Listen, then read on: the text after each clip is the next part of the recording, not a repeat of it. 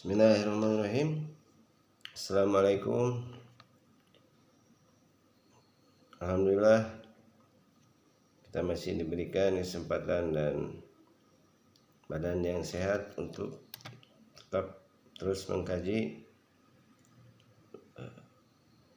ilmu-ilmu keislaman. Yang kali ini kita membahas tentang sebab-sebab turunnya ayat Al-Quran atau asbabun nuzul. Dan kita telah sampai pada surat Al-Baqarah ayat ke-104 dan 105.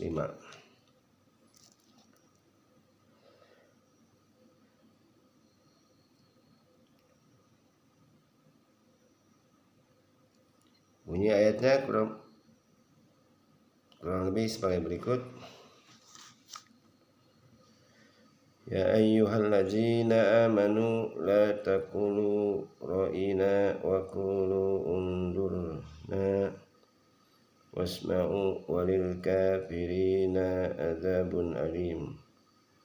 Ayat yang ke-105-nya, ma yawaddul ladzina kafaru min ahlil kitabi walal musyrikina ayyunazzala alaikum min khairin min rabbikum wallahu yahtasu birahmatihi may yasha'u wallahu dzul fadlil azim. Artinya, hai orang-orang yang beriman, janganlah kamu katakan kepada Muhammad ra'ina, tetapi katakanlah unzurna, dan dengarlah. Dan bagi orang-orang kafir siksaan yang pedih. Orang-orang kafir dari ahli kitab dan orang-orang musyrik tiada menginginkan diturunkannya sesuatu kebaikan kepadamu dari Tuhanmu. Dan Allah menentukan siapa yang dikehendakinya untuk diberi rahmatnya. Dan Allah mempunyai karunia yang besar.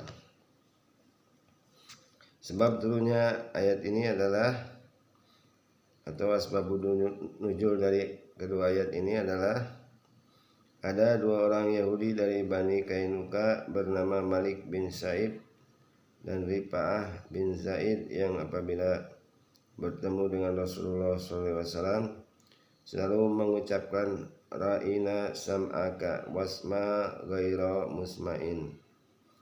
Orang-orang Islam mengira bahwa kata-kata itu adalah ucapan ahli kitab untuk menghormati nabi-nabi mereka, sehingga kaum muslimin ikut-ikutan mengucapkannya di hadapan Rasulullah SAW. Sehubungan dengan itu, Allah Subhanahu wa Ta'ala menurunkan ayat ke-104 surat Al-Baqarah untuk memberikan peringatan dan larangan terhadap kaum muslimin jangan sampai meniru ucapan orang-orang Yahudi tersebut. Hadis riwayat Ibnu Munzir dari Suddi.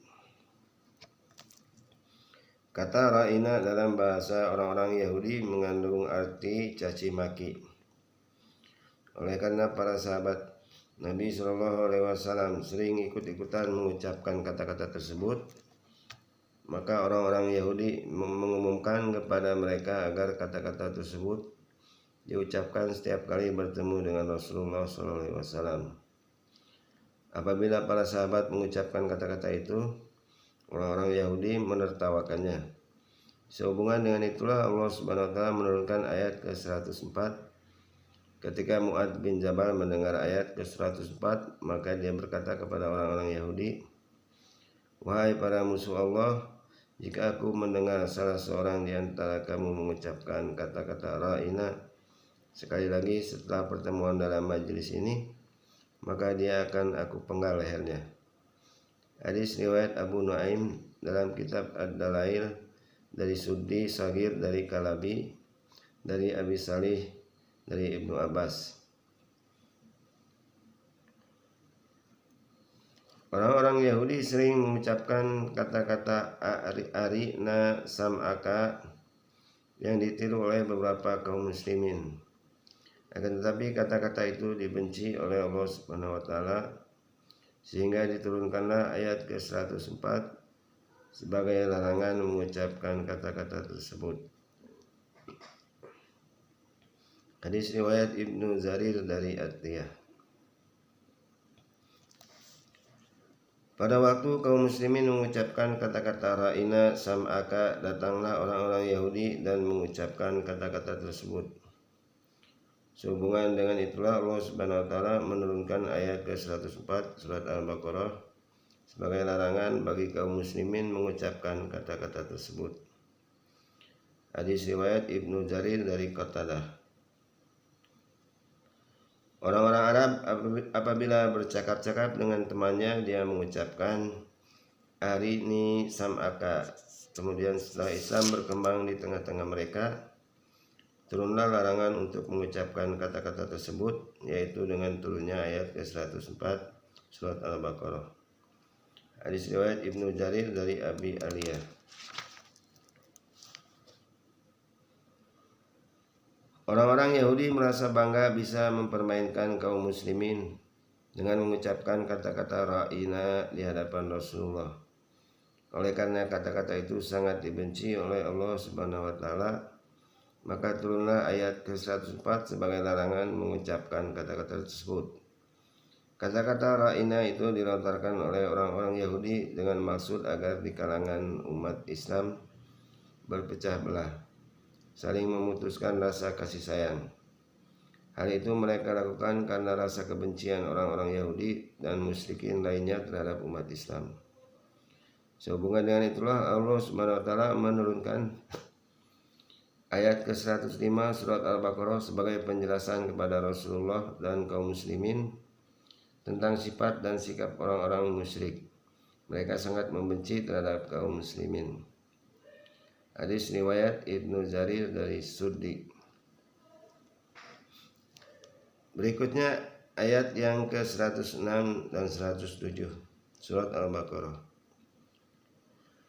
Manan sabih min ayatin aw nunsiha na'ti bi khairin minha aw misliha alam ta'lam annallaha ala kulli syai'in qadir.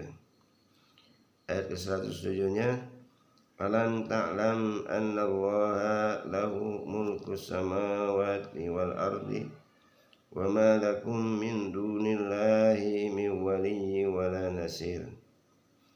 Artinya, apa saja ayat yang kami nasahkan atau kami jadikan manusia lupa kepadanya, kami datangkan yang lebih baik daripadanya atau yang sebanding dengannya. Tiadakah kamu mengetahui bahwa sesungguhnya Allah Maha Kuasa atas segala sesuatu? Tidakkah kamu mengetahui bahwa kerajaan langit dan bumi adalah kepunyaan Allah, dan tiada bagimu selain Allah seorang pelindung maupun seorang penolong?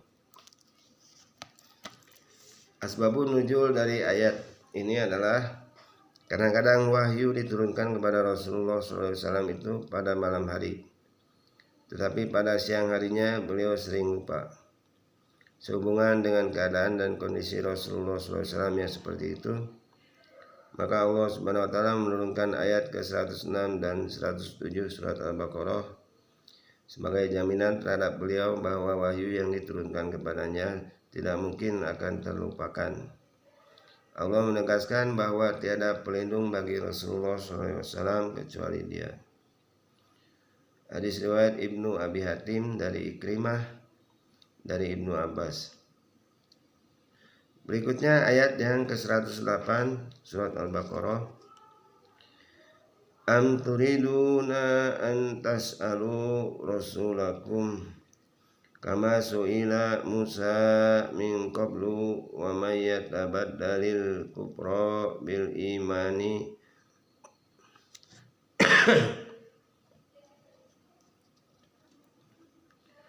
faqad dhalla sawa'an sabil. Artinya, apakah kamu menghendaki untuk meminta kepada Rasul kamu seperti Bani Israel meminta kepada Musa pada zaman dahulu? Dan barang siapa yang menukar iman dengan kekafiran, maka sungguh orang itu telah sesat dari jalan yang lurus. Asbabun nuzul dari ayat di atas adalah Nabi bin Huraimalah dan Wahab bin Zaid berkata kepada Rasulullah SAW, "Wahai Muhammad, cobalah turunkan kepada kami suatu kitab dari langit. kami akan membacanya. Atau buatkanlah sebuah sungai yang mengalir airnya. Pasti kami akan mengikuti ajaran yang kamu bawa dan percaya kepadamu. Sehubungan dengan itu, Allah Subhanahu wa taala menurunkan ayat ke-108 surat Al-Baqarah sebagai peringatan agar kaum muslimin tidak meniru tingkah orang-orang Bani Israel dalam mengikuti ajaran Rasul utusan Allah Subhanahu wa taala. Hadis riwayat Ibnu Abi Hatim dari Sa'id atau Ikrimah dari Ibnu Abbas. Orang-orang kafir Quraisy meminta kepada Nabi Muhammad SAW agar gunung Safa dijadikan emas. Maka Rasulullah SAW bersabda, "Baiklah, akan tetapi kalau kamu tetap kufur, gunung itu akan mendatangkan akibat seperti hidangan yang diminta Bani Israel kepada Nabi Isa." Maka orang-orang kafir Quraisy menolak persyaratan tersebut dan kemudian mereka pulang. Sehubungan dengan peristiwa itu, Allah Subhanahu wa taala menurunkan ayat ke-108 surat Al-Baqarah sebagai peringatan buat mereka. Hadis riwayat Ibnu Jarir dari Mujahid. Ayat ke-108 surat Al-Baqarah diturunkan sehubungan dengan peristiwa orang-orang Arab yang meminta kepada Rasulullah SAW agar mendatangkan Allah Subhanahu wa taala di hadapan mereka, sehingga mereka dapat melihat Allah dengan mata kepala. Ayat ini diturunkan sebagai peringatan kepada mereka bahwa kekufuran yang terus-menerus ada pada mereka itu akan mengantar ke arah kesesatan. Hadis riwayat Ibnu Jarir dari Suddi.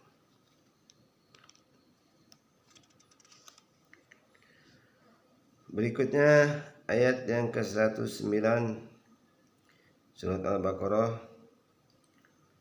Wada katsirum min ahlil kitabi law yaruddunakum min ba'di imanikum kuffaran asadan min indil anfusihim min ba'di ma tabayyana lahumul haqqu fa'fu wa wasfahu hatta ya'tiyallahu bi amrihi innallaha ala kulli syai'in qadir. Artinya, sebagian besar ahli kitab menginginkan agar mereka dapat mengembalikan kamu kepada kekafiran setelah kamu beriman, karena dengki yang timbul dari diri mereka sendiri setelah nyata bagi mereka kebenaran. Maka maafkanlah dan biarkanlah mereka sampai Allah mendatangkan perintahnya. Sesungguhnya Allah Maha Kuasa atas segala sesuatu. Sebab turunnya ayat ini adalah Hayyin bin Akhtab dan Abu Yasir bin Akhtab adalah termasuk dedengkot kaum Yahudi yang paling hasut terhadap orang-orang Arab. Kedengkiannya itu dikarenakan Allah Subhanahu wa taala telah mengistimewakan orang Arab dengan mengutus seorang rasul dari kalangan mereka. Dua orang bersaudara itu berusaha dengan keras untuk mencegah orang-orang yang akan memeluk agama Islam. Sehubungan dengan perilaku dua orang bersaudara itu, Allah Subhanahu wa taala menurunkan ayat ke-109 surat Al-Baqarah agar kaum muslimin bersabar dan memaafkan atas perbuatan dan kesalahan mereka tersebut. Hadis riwayat Ibnu Abi Hatim dari Sa'id atau Ikrimah dari Ibnu Abbas. Ka'ab bin Ashraf, seorang tokoh Yahudi yang ahli syair, selalu dengki dan membenci kepada Rasulullah SAW karena beliau selalu mendapatkan kebenaran dari Allah Subhanahu wa taala. Dengan segala upaya, Ka'ab bin Ashraf berusaha untuk mengembalikan orang-orang yang beriman kepada agama kekufuran. Sehubungan dengan itu, Allah Subhanahu wa taala menurunkan ayat ke-109 sebagai ketegasan buat kaum muslimin agar bersabar dan memaafkan terhadap perbuatan orang-orang Yahudi. Hadis riwayat Ibnu Abi Hatim dari Abu Yaman dari Syu'aib dari Zuhri dari Abdurrahman bin Abdullah bin Ka'ab bin Malik. Selanjutnya ayat yang ke-113 surat Al-Baqarah. Wa qalatil yahudu laisatin nasara ala syai'in wa qalatin nasara laisatil yahudu ala syai'in wa hum yatlunal kitaba kadzalika qala alladzina la ya'lamuna misla qaulihim wallahu yahkumu bainahum wa yawmal qiyamati fima kanu bihi yahtalifun. Artinya, dan orang-orang Yahudi berkata, orang-orang Nasrani itu tidak mempunyai suatu pegangan. Dan orang-orang Nasrani berkata, orang-orang Yahudi tidak mempunyai sesuatu pegangan. Padahal mereka sama-sama membaca Alkitab. Demikian pula orang-orang yang tidak mengetahui mengatakan seperti ucapan mereka itu. Maka Allah akan mengadili di antara mereka pada hari kiamat tentang apa-apa yang mereka berselisih padanya. Sebab turunnya ayat ini adalah dikala orang-orang Nasrani Najran datang menghadap kepada Rasulullah SAW, datang pula pembesar-pembesar orang-orang Yahudi. Mereka bertengkar mulut di hadapan Rasulullah SAW. Rabi bin Huzaimah dari golongan orang-orang Yahudi berkata, tidaklah kamu sekalian berada dalam kebenaran, sebab kamu menyatakan kekufuran kepada Nabi Isa dan kitab Injil yang dibawanya. Seorang laki-laki dari pembesar Nasrani Najran mengemukakan bantahan dengan mengatakan, kamu pun tidak berada dalam kebenaran, sebab kenyataannya kamu menentang kenabian Musa dan kufur kepada Taurat. Sehubungan dengan terjadinya perang mulut antara orang-orang Nasrani dan orang-orang Yahudi, Allah Subhanahu wa taala menurunkan ayat ke-113 surat Al-Baqarah yang merupakan jawaban dari perselisihan tersebut, yang masing-masing dari orang-orang Yahudi dan Nasrani mengaku berada dalam kebenaran dengan menyalahkan yang lain. Hadis riwayat Ibnu Abi Hatim dari Ikrimah dari Ibnu Abbas. Selanjutnya ayat yang ke-114 dan 115 surat Al-Baqarah. Wa man adlamu mimman mana'a masajidallah ayyuzkara fiha ismuhu wasa'a fi kharabiha ulaika ma kana lahum ay yadkhuluha illa khaifina lahum fid dunya khizyun wa lahum fil akhirati adabun adim. Ayat ke-115-nya, walillahil masyriq wal maghrib fa aina ma tuwallu fasamma wajhullahi innallaha wasi'un alim. Artinya, dan siapakah yang lebih aniaya daripada orang yang menghalang-halangi menyebut nama Allah dalam masjid-masjidnya dan berusaha untuk merobohkannya? Mereka itu tidak sepatutnya masuk ke dalamnya kecuali dengan rasa takut kepada Allah. Mereka di dunia mendapat kehinaan dan di akhirat mendapat siksa yang berat. Dan kepunyaan Allah lah timur dan barat. Maka kemanapun kamu menghadap, disitulah wajah Allah. Sesungguhnya Allah maha luas rahmatnya lagi maha mengetahui. Sebab turunnya ayat 114 sampai 115 surat Al-Baqarah adalah ayat ke-114 diturunkan sehubungan dengan larangan orang-orang Quraisy terhadap Rasulullah SAW untuk melakukan salat di dekat Ka'bah di dalam Masjidil Haram. Ayat ini diturunkan sebagai peringatan bagi mereka. Hadis riwayat Ibnu Abi Hatim dari Sa'id atau Ikrimah dari Ibnu Abbas. Ayat ke-114 diturunkan sehubungan dengan orang-orang musyrik yang menghalangi Rasulullah SAW dan para sahabat datang ke Mekah untuk menunaikan ibadah umrah pada hari perang Hudaybiyah yang terjadi pada tahun 628 Masehi. Ayat ini diturunkan sebagai peringatan bagi orang-orang musyrik yang melarang melakukan ibadah di Masjidil Haram.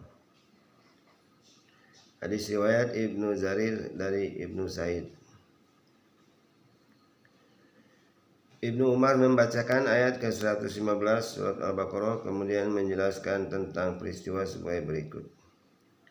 Dikala Rasulullah SAW dalam perjalanan dari Mekah menuju Madinah melakukan salat sunat di atas kendaraan dengan menghadap ke arah tujuan kendaraan tersebut, beliau tidak menghadap kiblat. Dengan adanya kejadian yang seperti ini, Allah Subhanahu wa taala menurunkan ayat ke-115 surat Al-Baqarah sebagai penjelasan bahwa salat sunnah di atas kendaraan dengan menghadap kemana saja sesuai dengan arah kendaraan berjalan, kecuali di kala takbiratul ihram, itu adalah dibenarkan oleh ajaran Islam. Hadis riwayat Muslim, Tirmizi dan Nasai dari Abdullah bin Umar. Turunnya ayat ke-115 yang berbunyi Innama tuwallu fasama wajhullah adalah memberi pengertian kepada kita bahwa salat sunnah di atas kendaraan diperbolehkan menghadap kemana saja sesuai dengan arah tujuan kendaraan tersebut, kecuali di kala takbiratul ihram harus menghadap kiblat. Hadis riwayat Hakim dari Ibnu Umar.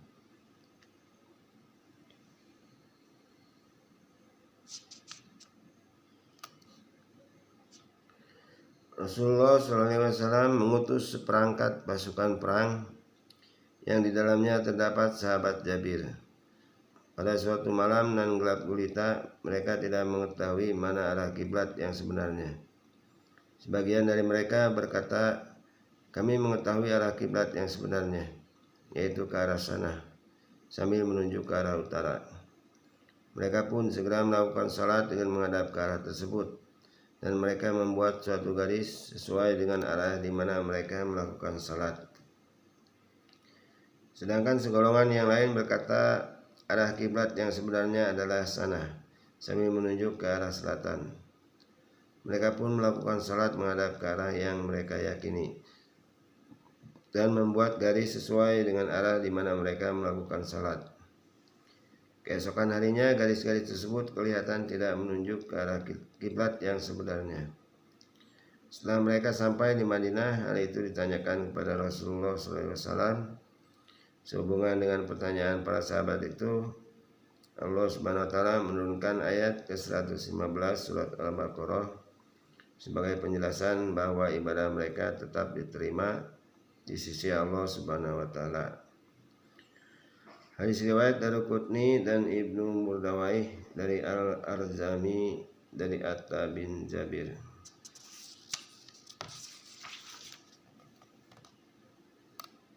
Berikutnya ayat ke-118 surat Al-Baqarah.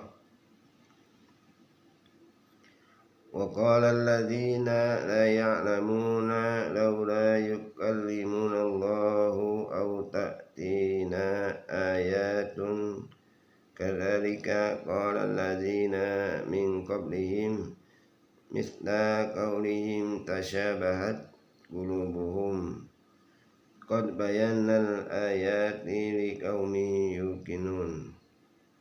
Artinya, dan orang-orang yang tidak mengetahui berkata, mengapa Allah tidak langsung berbicara dengan kami atau datang tanda-tanda kekuasaannya kepada kami. Demikian pula orang-orang yang sebelum mereka telah mengatakan seperti ucapan mereka itu. Hati mereka serupa. Sungguhnya kami telah menjelaskan tanda-tanda kekuasaan kami kepada kaum yang yakin. Sebab turunnya ayat ke-118 surat Al-Baqarah ini adalah ayat ke-118 diturunkan sehubungan dengan Rafi bin Huzaimah yang mengajukan pertanyaan kepada Rasulullah SAW. Sekiranya kamu seorang utusan Allah, sebagaimana yang kamu katakan, maka mintalah kepada Allah agar berkenan berdialog langsung dengan kami, sehingga kami dapat mendengar dengan telinga sendiri perkataannya. Sehubungan dengan permintaan orang kafir tersebut, Maka Allah Subhanahu wa taala menurunkan ayat ke-118 surat Al-Baqarah untuk memberi penjelasan kepada mereka, sekalipun Allah Subhanahu wa taala mengabulkan permintaan mereka, namun mereka tetap berada dalam kekufuran, tidak mau beriman kepadanya. Hadis riwayat Ibnu Jarir dan Ibnu Abi Hatim dari Sa'id atau Ikrimah dari Ibnu Abbas. Selanjutnya ayat yang ke-119 dan 120 surat Al-Baqarah. Inna arsalnaka bil haqqi basyiran wa nazira wa la tus'alu an ashabil jahim. Ayat yang ke-120. Walan tarda ankal yahudu walan nasara hatta tattabi'u millatahum qul inna hudallahu huwal huda wala in ittaba'ta ahwa'hum ba'dal ladzi za'aka minal ilmi malaka minallahi min waliyyin wala nasir. Artinya, sesungguhnya kami telah mengutusmu Muhammad dengan kebenaran sebagai pembawa berita gembira dan pemberi peringatan, dan kamu tidak akan diminta pertanggungan jawab tentang penghuni-penghuni neraka. Orang-orang Yahudi dan Nasrani tidak akan senang kepada kamu hingga kamu mengikuti agama mereka. Katakanlah, sesungguhnya petunjuk Allah itulah petunjuk yang sebenarnya, dan sesungguhnya jika kamu mengikuti kemauan mereka setelah pengetahuan datang kepadamu, maka Allah tidak lagi menjadi pelindung dan penolong bagimu. Asbabun nuzul dari kedua ayat tersebut adalah pada suatu ketika Rasulullah SAW bersabda, betapa besar keinginanku untuk mengetahui nasib ibu dan bapakku. Sehubungan dengan itu Allah Subhanahu wa taala menurunkan ayat ke-119 surat Al-Baqarah, sehingga Rasulullah SAW tidak menyebut-nyebut lagi nama ibu bapaknya sampai dengan beliau wafat.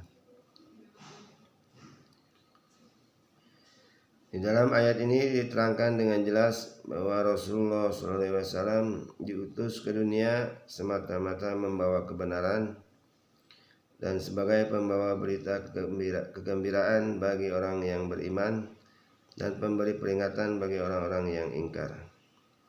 Hadis riwayat Abdul Razak dari Sauri dari Musa bin Ubaidah dari Muhammad bin Ka'ab Al-Qardi.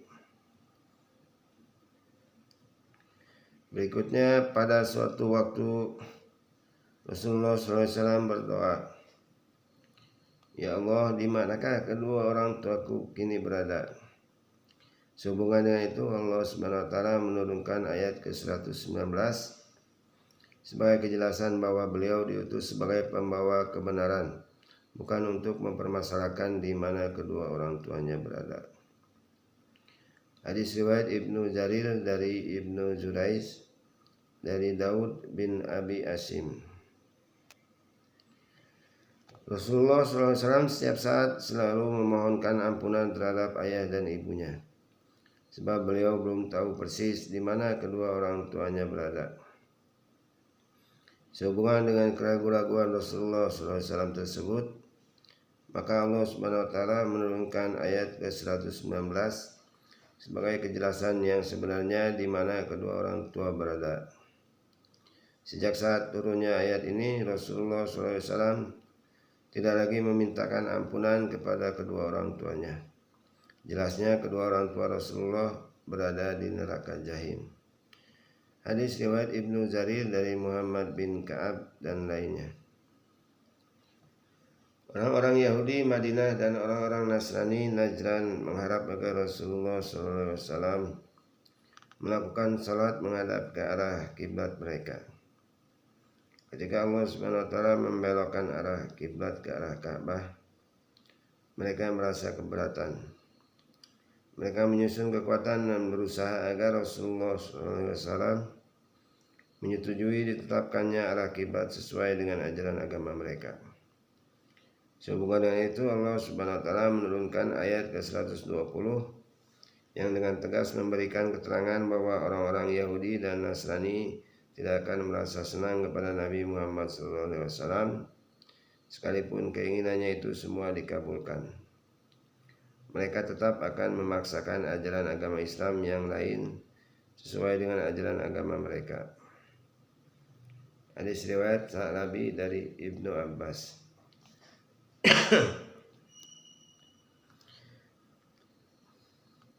Selanjutnya ayat yang ke-125 surat Al-Baqarah.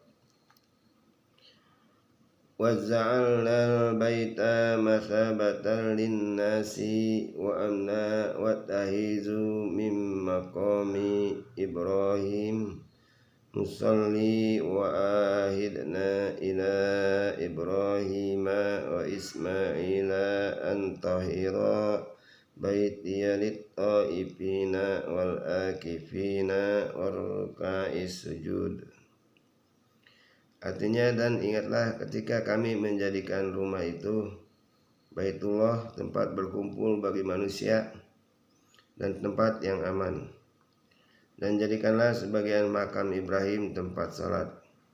Dan telah kami perintahkan kepada Ibrahim dan Ismail, bersihkanlah rumahku untuk orang-orang yang tawaf, yang iktikaf, yang ruku dan yang sujud. Sebab turunnya ayat ini adalah Umar bin Khattab menegaskan bahwa pendapatnya yang melatar belakangi turunnya ayat Al-Quran ada 3, yaitu 1. Ketika dia mengusulkan, wahai Rasulullah, tidakkah sebaiknya engkau menjadikan makam Ibrahim ini sebagai tempat mendirikan salat? Sehubungan dengan itu turunlah ayat ke-125 ini. Sejak itulah makam Ibrahim dijadikan tempat berdirinya imam bagi orang-orang yang salat di Masjidil Haram, dan disunahkan salat sunat tawaf di tempat itu. 2. Ketika dia mengajukan usul, wahai Rasulullah, telah berkunjung kepada istri-istrimu orang-orang yang baik dan yang jelek. Apakah tidak sebaiknya kamu memerintahkan agar dipasang hijab atau tabir pemisah di antara mereka? Sehubungan dengan usul itu turunlah ayat ke-53 dari surat Al-Ahzab yang lebih masyhur dengan sebutan ayat hijab. 3.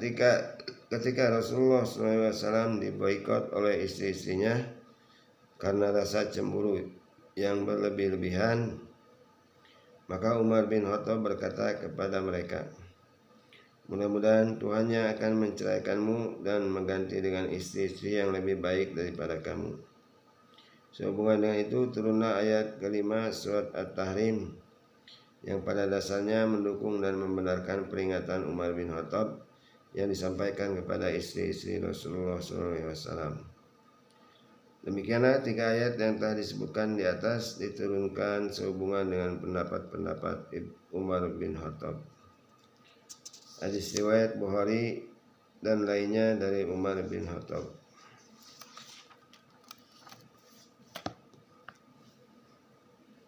Pada waktu Rasulullah SAW melakukan tawaf, Umar bin Khattab berkata kepada beliau, ini adalah tempat salat bapa kita Nabi Ibrahim. Maka Rasulullah SAW pun menjawab, benar. Umar bin Khattab berkata lagi, apakah tidak sebaiknya kita jadikan sebagai tempat melakukan salat? Sehubungan dengan itu Allah Subhanahu wa taala menurunkan ayat ke-125 menyetujui pendapat Umar bin Khattab tersebut. Hadis riwayat Ibnu Abi Hatim dan Ibnu Murdawai dari Jabir. Pada suatu ketika Umar bin Khattab lewat di makam Ibrahim bersama Rasulullah SAW. Umar bin Khattab bertanya kepada Rasulullah SAW, wahai Rasulullah, tidakkah sebaiknya kita berdiri melakukan salat di tempat salat kekasih Allah Ibrahim? Rasulullah SAW menjawab, benar. Umar pun berkata lagi, apakah tidak lebih baik seandainya tempat ini kita jadikan sebagai tempat melakukan salat? Tidak lama kemudian Allah Subhanahu wa taala menurunkan ayat ke-125 sebagai penguat dari usulan Umar bin Khattab. Mulai saat itulah makam Ibrahim dijadikan tempat mendirikan salat. Hadis riwayat Ibnu Murdawai dari Ammar bin Maimun dari Umar bin Khattab. Selanjutnya ayat yang ke-130 surat Al-Baqarah. Wa may yarghabu am millati Ibrahim illa man safiha nafsahu wa laqad astafainahu fid dunya wa innahu bil akhirati laminas solihin.